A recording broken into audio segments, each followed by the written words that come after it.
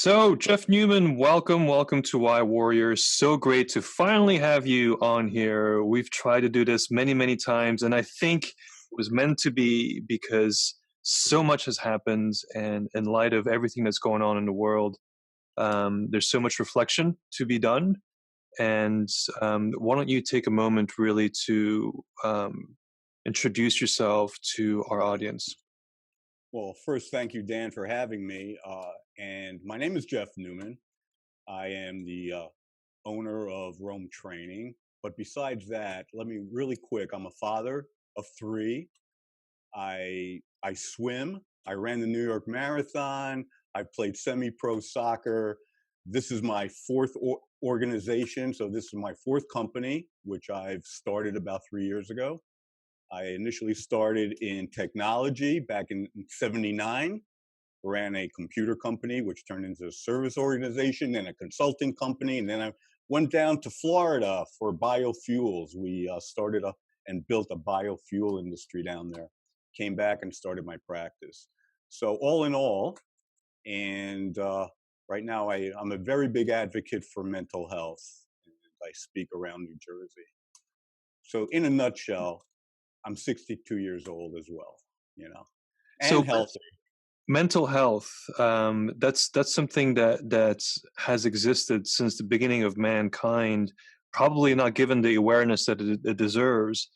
Tell us a little bit about um, the problem that we have as a society, and how you see a solution to that specific problem. That's a great question, except I could only speak for myself, Dan. I cannot say I know what the problem is around society and in the world. I could only tell you from my perspective what the problem is for me, which probably generates throughout the world, but it's my experiences. And it comes down to just one word, and it's called stigma. There Mm. is a big stigma. We all know what stigma is, right? It's a negative attitude or belief that causes like fear, discrimination, hatred, again, about anything. So there's stigmas. But in a nutshell, the stigma on mental health illness is rising every day, not only with people suffering with chronic depression, anxiety, bipolar, but suicide. And within the actual young community, and when I mean young, teenagers and adolescents between the ages of 21 to 34. How I know this is because I may as well just be authentic here right now. I live bipolar.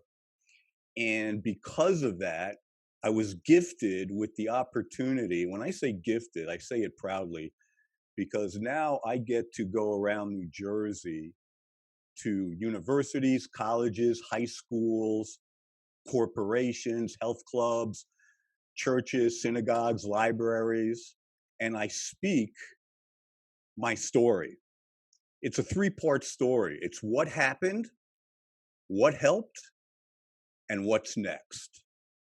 And I do this through some grassroots organizations, like one is NAMI, which is the National Alliance on Mental Health. The other one I work heavily with is DBSA, which is the Depression Bipolar Alliance Association. I work with the Mental Health Association of New Jersey. What that is a warm line. We take calls from people challenged with mental health. I facilitate. I facilitate at Robert Wood Johnson Hospital 3 times a week for support groups. And I'm heavily involved with learning how people are handling their illnesses. Now, when I say stigma, the stigma not only stops people like myself from seeking help because we don't want to be ridiculed. But more importantly, what it actually does, it inhibits us to even think that we need help. So we don't even seek help because of that stigma. and it's powerful. Um, Something else So that I'm doing. so I hear that there's shame. Uh, yes, and that's a great way to say it. There is shame, but in my talk, what I actually emphasize is that I am okay without any shame or guilt. And I use the word shame.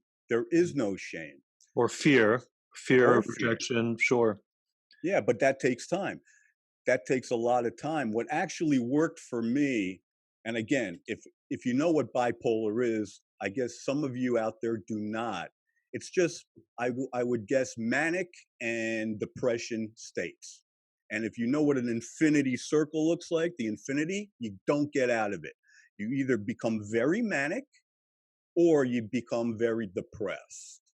And I've been on both sides of the coin. But what really worked for me, Dan, was, we're talking about my why and my purpose. And it actually came out when I came to your company and we had that 10-person session. And you gave everybody a glorious, I think it was a 30-minute to get up in front of everybody and tell our stories of why we do, why we do. And I came up and I told my story, and it was pretty, I guess I made an impact, some negative impact, but Stacy, your beautiful partner, she actually said something that triggered me on how powerful a story that could be, that I could represent myself selfishly to help myself, but selflessly to help millions of people. And I walked out of there with a why, because I walked into your place just with Rome training, which was personal development and organizational training and coaching. And I still do that proudly. But when I walked out of your company with what she said, and then people started to actually support that thought right in front of me, I said, wow, I truly have a gift. If I could tweak it and be very authentic and lower my vulnerability and really tell my story to anybody successfully, I may make a difference, or I could make a difference. So let's talk about that. The difference. We love to ask this question. Fill in the blanks, right? So I exist too, right? So by you sharing this story of your personal experiences and the stigmas that are around, are you simply trying to get people, bringing awareness to people, or is there a shift in mindset that you're trying to educate? What is a solution that people are left with as a result of your existence? Through my existence and my sharing of my story, what I want as a takeaway, and I had an experience yesterday. I spoke at the federal TSA marshals down in Atlantic City. There were about 50 police officers who were training to be marshals. And my takeaway, what I said to them was, if they take anything away from this talk, which was supposed to be an hour, but turned out to be 3 hours because I got them so engaged. It was amazing. But the takeaway that I wanted for them to get only was that radical acceptance of people who have an illness is the start for recovery and wellness. Because I know for a fact I was in denial for 9 years, and I was suffering very badly. I was in pain. Oh, so And you're talking about self-acceptance, not just acceptance from others. self-acceptance, Okay. absolutely. Yeah. Absolutely. Because when I self-accepted myself positive in a demeanor, and I was positive about who I was, not what I was, but who I was, everything started to bloom. Meaning, the people who had the stigmas because of my openness, and now I could actually share stories and examples that when I say to somebody, or when I said, I'm not feeling good, I'm a little upset, I'm depressed, I'm sad, rather than saying to that person and that person saying back to me, "Oh, Jeff, I know exactly how you feel." No, you do not know how I feel. Or, Jeff, maybe you should just take a walk or eat something, go to sleep. You need more sleep. You're working too hard. You see, what happens in that state is people who love me, and that's why they're suggesting and advising all these things. But what they're not doing is truly, they're not listening. Just listen without any judgment. That's what most of the people, and I know this because I coach it and I support hundreds of people every week, that's what we want. We just want people to listen and support the listening without any judgment. That's the stigma. And I'll give you a perfect example with a family member. I'm not going to say who it is, but I had a confrontation with a family member very close to me. And because of the confrontation, the words that came out of their mouth was, "It must be your illness."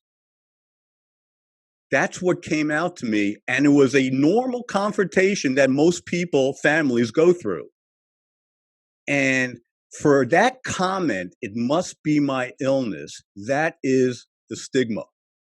No, the argument was an argument that most people would have, but do not throw the stigma of mental health on me, because Jeff knows why he's arguing.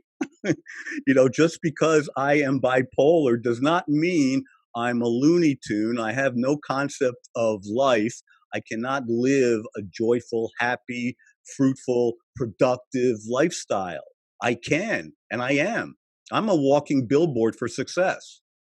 And that's why I get in front of so many hundreds of people in a week, because I could actually be very clear what I went through. I use first person. I, and I. It's not them and you. When I talk about mental health, it's not about anybody else but myself. I take full responsibility for who I am.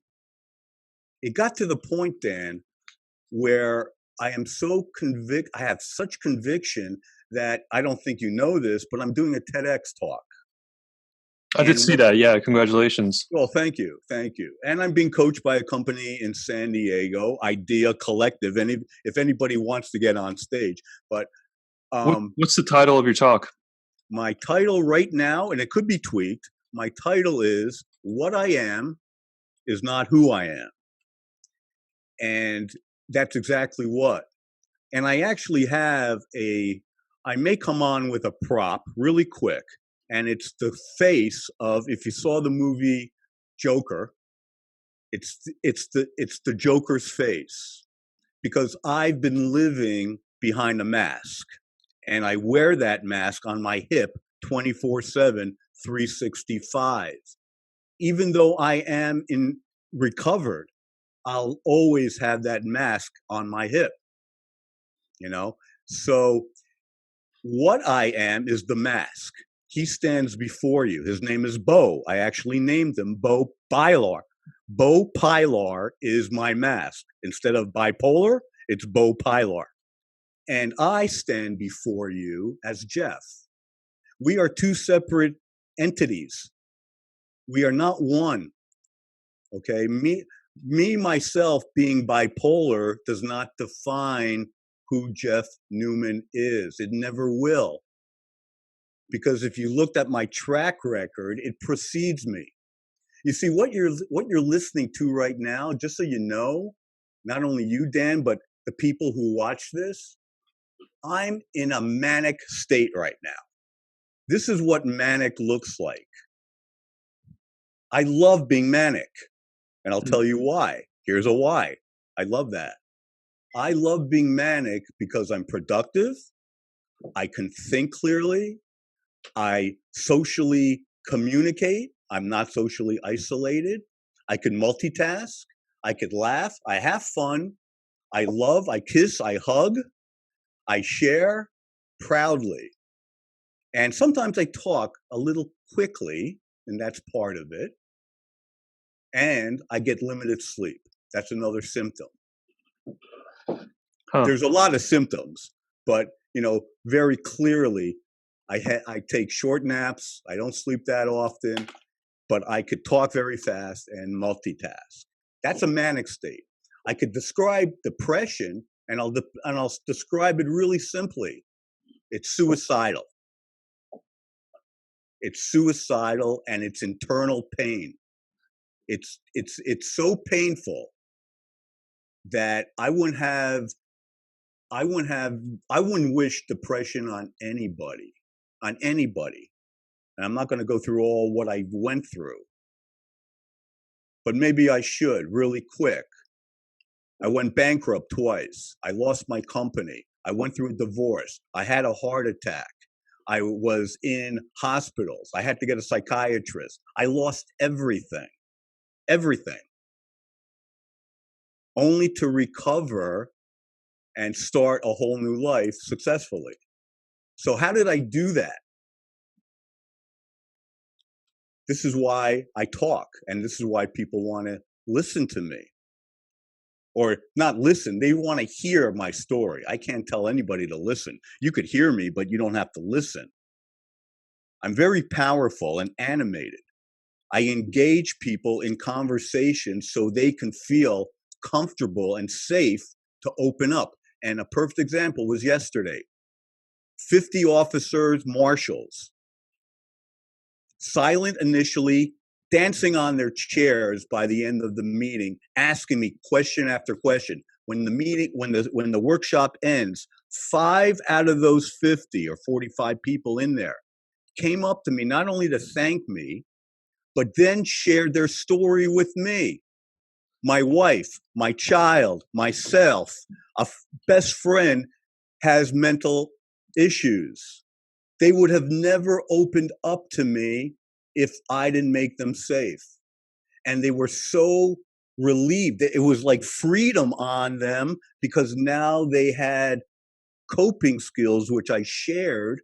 And they were so elated that they know that their loved ones are not the only ones. And how this individual, meaning me, could stand in front of them with such vibrance, knowing that he has a mental illness, a disorder, a challenge, whatever you want to call it. It doesn't matter because most people don't understand it anyways, because there's just not enough awareness.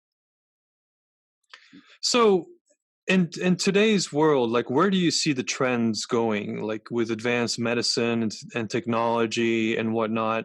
Is it awareness being masked further, or do you think that this is it on the rise? Like what are the trends that you see our society in terms of the pathway that we're going? Well, it's a great question. Well, thankfully for NAMI, DBSA, and all these grassroots organizations, they're national and worldwide. They're very powerful, and there's thousands of people who are with them, sharing the stories and their awareness. I see a rise in it because not only do I go and share to organizations and companies and such, but they set up activities and events like we do, like major walks, for mental health, just like cancer or diabetes or leukemia, any one of those other diseases. And by the way, if you took cancer, lung cancer, and diabetes and put them all together, mental health disease is larger than all three combined. Okay? And nobody really pays attention to the mental health disease. And that's powerful. That's a powerful statement. especially for millions who are suffering and living with such corruption internally, because they affect relationships. They affect their home relationship. Look what happened to me. I went through a divorce of 24 years. Not because Sue didn't love me and I didn't love her. We didn't understand it. And I the family starts getting scared, not because of anything, just because of my way. Just staying on the couch for 5 weeks and not moving. That scares people. Sure. So relationships are destroyed, not only personal relationships. I'm talking about physical relationships, yourself. I'm talking about spiritual relationships with your creator. You stop. I'm talking about financial relationships, emotional relationships, Sure. everything. So I see a rise because of the awareness and these grassroots organizations. Yes. So just to kind of sum it up, and this is a question I ask a lot of people, is if you could put up a billboard, and you're in Jersey, so you're familiar with I-95, lots of traffic up and down the Northeast corridor. If you could put a billboard on I-95 to awaken, inspire, to educate, what would it say? Okay, this is, I wasn't prepared for this question, but I use it in my talk, and it just hits home. It would say something like this: if you get touched by anything I say, just know you touch me deeper. And if you ever felt alone, unworthy, not loved, just know you're not. We are all imperfectly perfect. Period. That's nice. That's beautiful. Say. Yeah. It's beautiful. I mean, and that's kind of the point of this particular show too, is every individual has their own unique, beautiful purpose, why, and gift that they're here to instill to make the world a better place. So, Jeff, thank you so much for taking the time to be on here to educate the rest of the world a little bit about mental health, the awareness thereof, and and just being, the things that you said. If you took the word mental health away, it seemed like every human being can understand and relate, and look at people without that judgment. I think we'd live in a very different place. Yeah. So in closing, if people want to hire you or bring you in as a speaker, what's the best way for them to connect with you? Well, I would just ask them to email me. I mean, that's the easiest way is email. It's jeffnewman53, one word, @gmail.com. Or you can just go to my Facebook group. That would be great too. Go to my Facebook group. It's called Corporate Crazies. I love that. Corporate Crazies in a world of imperfectly perfect world. So, and just join the group. And Crazies is spelled Crays. Corporate Crazies. Perfect. Yeah. Jeff, thank you so much for your time today. No, thank you. Thank you for your impact. Hey, thanks for having me, and we'll catch up.